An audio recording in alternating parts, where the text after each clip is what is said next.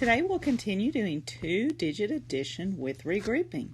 You've noticed that I've written the problem vertically and horizontally, and I've just done that to show you that it doesn't matter which direction your problem is written, you can solve it with expanded form. So first let's break the number 48 apart. That would be 40 plus 8. Now let's break apart 25. So that would be 20 plus 5.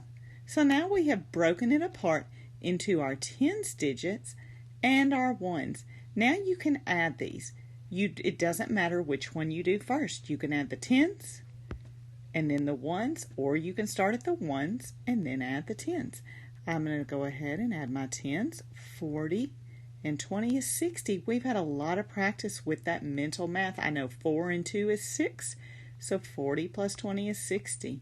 Now, we just finished up with our plus 8 facts. This should be automatic.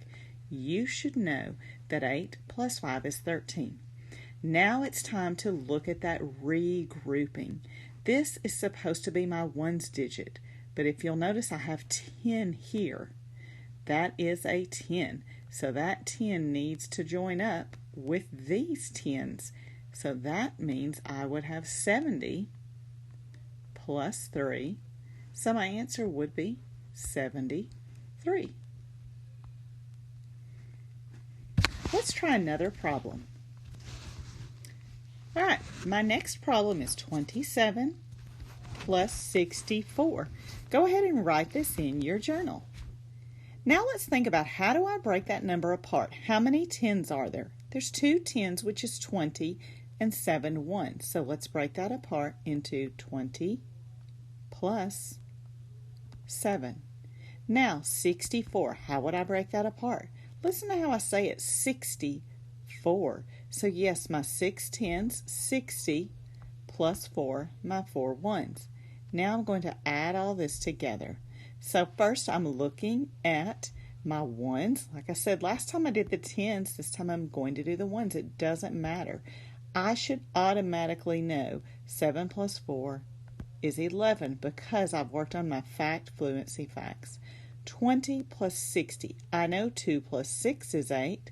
So 20 plus 60, or 2 tens plus 6 tens, is 8 tens, which is 80. Now I notice I need to regroup because I have a 10 over here. Well, the 10 should be with this group. So that would make this 90 plus 1 more, which is 91. Now, if this strategy is difficult for you, you can still draw the picture model in addition to practicing. So I've got 20, 1, 2, 3, 4, 5, 6, 7. Then let's do 60, 10, 20, 30, 40, 50, 60, 1, 2, 3, 4. And now I can look at what I need to regroup. So I notice that there are 7, 8, 9, 10. If I circle up those 10 right there, I can trade it in. And I'm kind of out of room right there, so I'm going to trade it in for a 10. And now I can count 10, 20, 30, 40, 50, 60, 70, 80, 90, plus 1 more is 91. Let's try another problem. Remember, if you haven't written this in your journal, you can pause the video to catch up. Okay, let's look at my next problem. I have 37 plus 91. Go ahead and write that down in your journal. Now let's break these numbers apart. 37.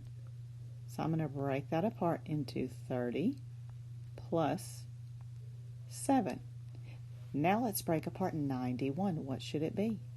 9 tens is 90 plus 1. Now let's add this together. So I have 8 in the ones place because 7 plus 1 is 8. And now, oh, look at this one. I have 9 plus 3. I know that that is 12, so that would be 12 tens. Notice what I had to put after it, 12 tens. Don't forget that you've got to have that 0.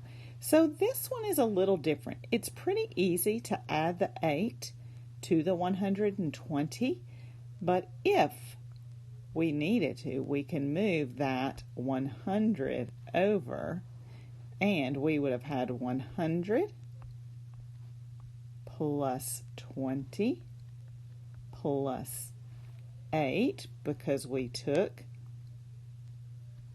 that 100 into its place value. Now, when I put all of this together, I have 128. So the focus of using expanded form is really to help us understand the value of each of these digits that we are working with. Like I said, if this one is difficult, you can try it, but go back to picture model if this is too hard for you. Just show me that you've tried it, but then use your picture model.